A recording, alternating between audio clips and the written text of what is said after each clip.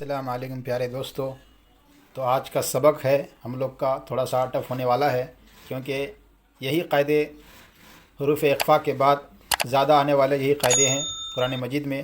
تو اس کو اچھی طریقے سے اور ذہن میں رکھ کے ہم پڑھیں گے کہ اس کے بعد کون سا قاعدہ ہے اور اس قاعدے کو کس طریقے سے پڑھنا ہے۔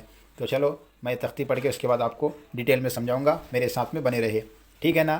تو شروع کرتے ہیں۔ بسم اللہ الرحمن الرحیم۔ تنوین یا نون ساکن کے بعد حروف یرملون میں سے، حروف یرملون کس کو کہتے ہیں؟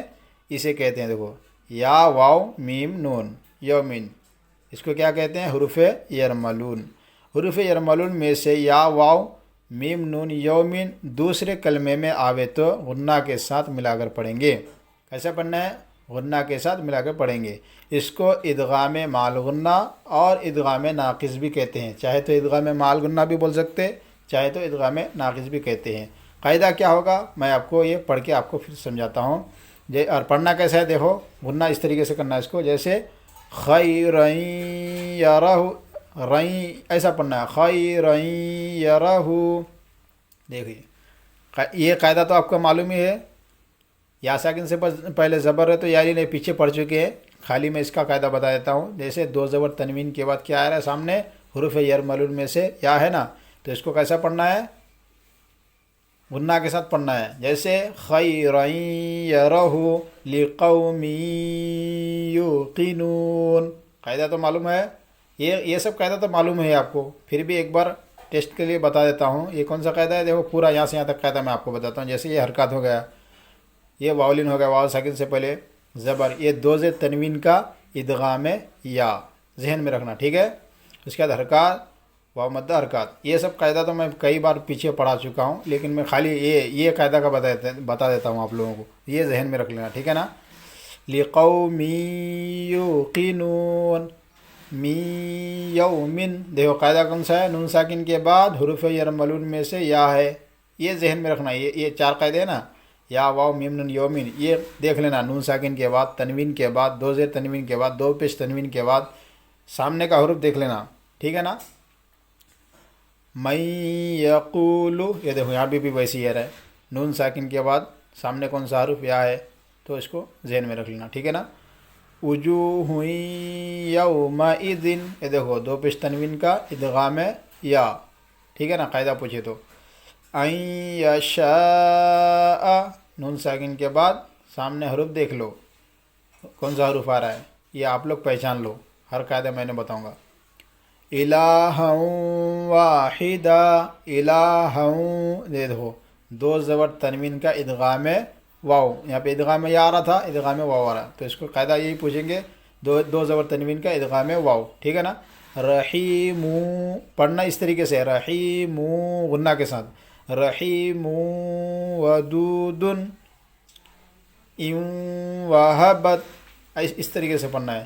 من ورائہم، دیکھو نون ساکن کا ادغام واو، ٹھیک ہے نا؟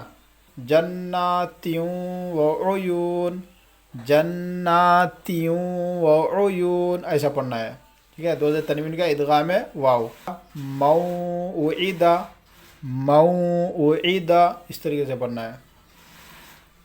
رسول من اللہ، دیکھو ادغام میم، دو پیش تنوین کا ادغام میم، قاعدہ، ٹھیک ہے نا؟ صراطا مستقیما، تم، دیکھو غنہ کے ساتھ پڑھا جا رہا ہے، اور یہاں پہ ویسے بھی نون اور میم پر تشدید غنہ بھی ہوگا، لیکن یہاں پہ دو زبر تنوین کا ادغام میم آ رہا ہے سامنے، قاعدہ، ٹھیک ہے نا؟ رحیق مختوم، رحیق، دیکھو کیسا پڑھا جا رہا ہے؟ رحیق مختوم، قاعدہ دیکھ لو، دو زیر تنوین کے بعد سامنے کون سا حرف ہے؟ میم، ادغام میم، ٹھیک ہے نا؟ میم مثلہ، نون ساکن کا ادغام میم، ٹھیک ہے نا؟ من نبائن، من نبائن، نورا نہدی، دیکھو دو زیر تنوین کا ادغام نون، قاعدہ عاملۃ ناصبہ، تن، اس طریقے سے پڑھنا ہے، دو پیش تنوین کا ادغام نون۔ لمن نرید، لمن نرید فمن نکث، دیکھو نون ساکن کا ادغام ہے، نون سامنے آ رہا ہے قاعدہ، یومئذ ناظرہ، یومئذ ناظرہ، قاعدہ میں خالی اس کا بتا رہا ہوں، باقی یہ پورا قاعدہ آپ کو معلوم ہوگا پیچھے جو پڑھ چکے سبق میں، یہ کون سا قاعدہ ہے. دیکھو اگر پورا قاعدہ بتایا تو اس طریقے سے ہوگا جیسے واو ساکن سے پہلے زبر، تو کون سا قاعدہ ہوگا یہ واولین، پیچھے آپ لوگ پڑھ چکے، یہ بھی ذہن میں رکھنا، ٹھیک ہے نا. واولین حرکات حرکات دو سے تنوین کا ادغام نون، الف مدہ حرکات حرکات دو پیش کی تنوین، اس طریقے سے پورا قاعدہ یاد رکھنا آپ لوگ. اور کون سا قاعدہ کو کس طریقے کھینچنا ہے وہ میں کئی بار پڑھا چکا ہوں.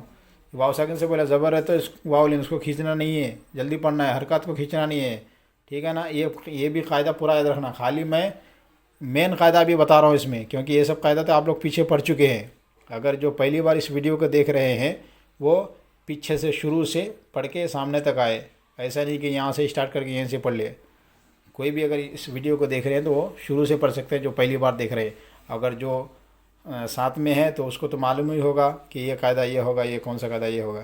تو ٹھیک ہے، یہاں سے تھوڑا سا ہلکا سا آپ لوگ ٹک لگا لے. یہ سبق تو مکمل ہو چکا ہے، لیکن قاعدے کا خاص خیال رکھے، کیونکہ قاعدہ یاد رہے گا تبھی قرآن شریف پڑھتے پڑھتے سمجھ میں آئے گا کہ ہاں یہ قاعدہ اس طریقے سے ہو رہا ہے، یہ قاعدہ اس طریقے سے ہو رہا ہے، اس کو ایسا پڑھنا ہے، اس کو اس طریقے سے پڑھنا ہے، ٹھیک ہے نا. تو اب ہم پڑھیں گے حدیث. آپ لوگ حدیث کی کتاب نکال لیں. ہمارا حدیث کا سبق ہے آج کا